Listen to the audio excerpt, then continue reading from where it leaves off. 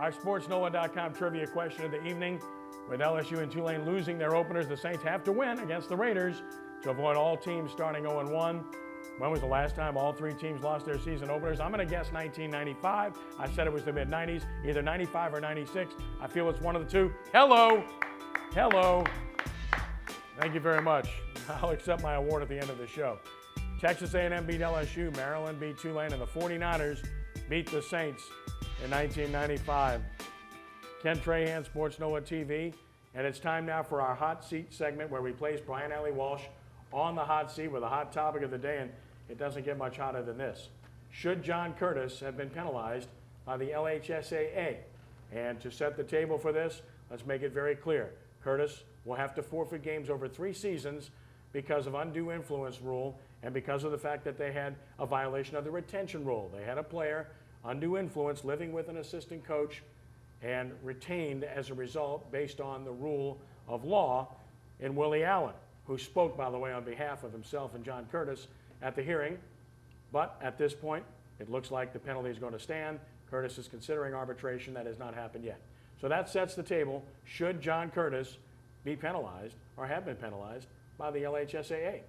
Brian, the floor is yours. Thank you, Dr. Trahan. And this is a hot topic, and it's an interesting topic because it involves a coach locally who we all three of us have a great deal of respect for. That aside, it's an interesting rule that is being applied here.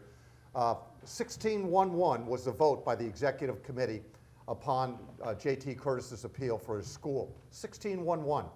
Now that's to me, it's a landslide. That's a pretty strong statement that they feel that way. The bone of contention I have is this: the letter of the law might favor the LHSA in this ruling. However, there's also a rule that Curtis is trying to apply here, the coach and the school, in that if a player in question, the student athlete in question, is enrolled at the school for more than a year, and Willie Allen was at the school for a year and a half before he took residence with an assistant football coach on the Curtis staff.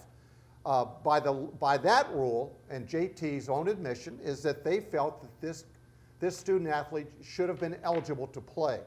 My question was to JT is because of the scrutiny on your program, because of the so many different divisions that we now have that are based on trying to apply to the Curtis program, Evangel as well, trying to diminish their power within the association, is that you knew, JT, that there was so much scrutiny. Why wouldn't you go ahead and make that extra call to the powers to be up in the LHSA office just to confirm that Willie Allen was indeed eligible?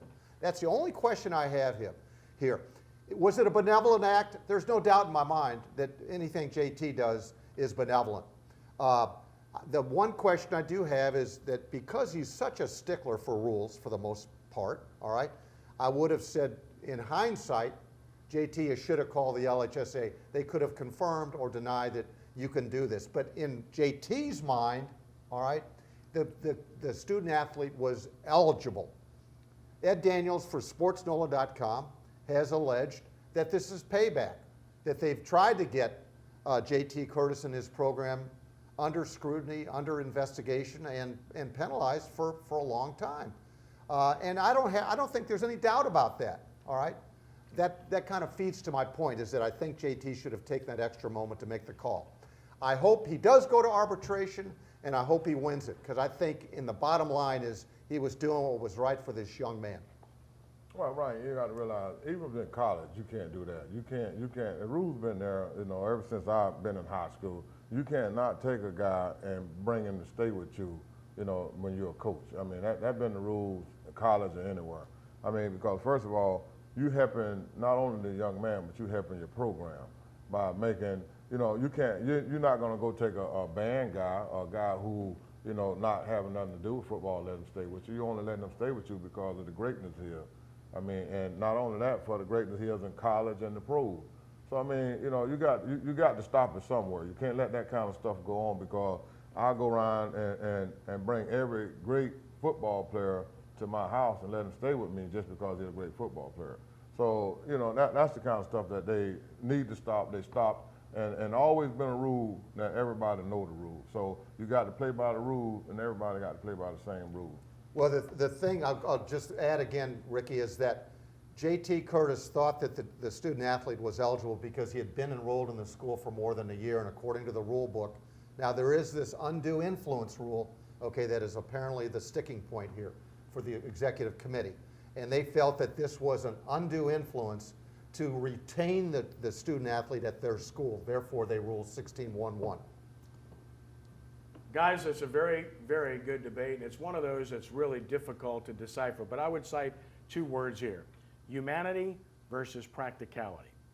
Two completely different animals, but both applicable in this scenario.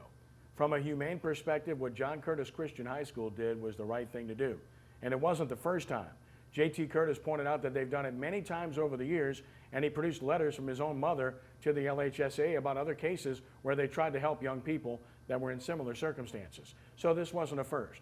Second, they made no bones of hiding this whatsoever. In fact, they talked about it publicly, and a nice story was written about it in The Advocate. ESPN did a piece on it as well about Willie Allen and the hardships and the difficulty he faced. So this wasn't a case of them trying to cheat openly or to hide something. It was simply a case of simply not interpreting a rule correctly on their part. Is there bias? No question. Everyone knows that there's a lot of people that can't stand John Curtis that are affiliated with the LHSAA in some capacity, whether it's coaches, principals, or even people that have worked for the organization, because J.T. Curtis alleges that the former commissioner of the LHSAA, Tommy Henry, was the guy that turned them in. And by rule, it has to be a school or principal that turns them in, not somebody from the side, which Tommy Henry is now. He's been out of it for quite some time. Henry, to his part, says he didn't turn Curtis in, but that, like other people, he questioned what was being addressed. Well, what does that mean? He questioned it. He brought it to their attention. Did they really notice it otherwise? I don't know the answer to that. Bottom line is this going to help cure things down the road? Maybe some people in a weird way think it will, because it's like, okay, we got Curtis and Evangel playing all the way up to Division I. Now we punish Curtis. Maybe that'll make things better. You live in a delusional world. It's not going to make things better. Private schools are going to dislike you and distrust you even more, ultimately leading to a huge split down the road. And oh, by the way, they're going to split in all sports down the road as well. Was it the right thing to penalize Curtis?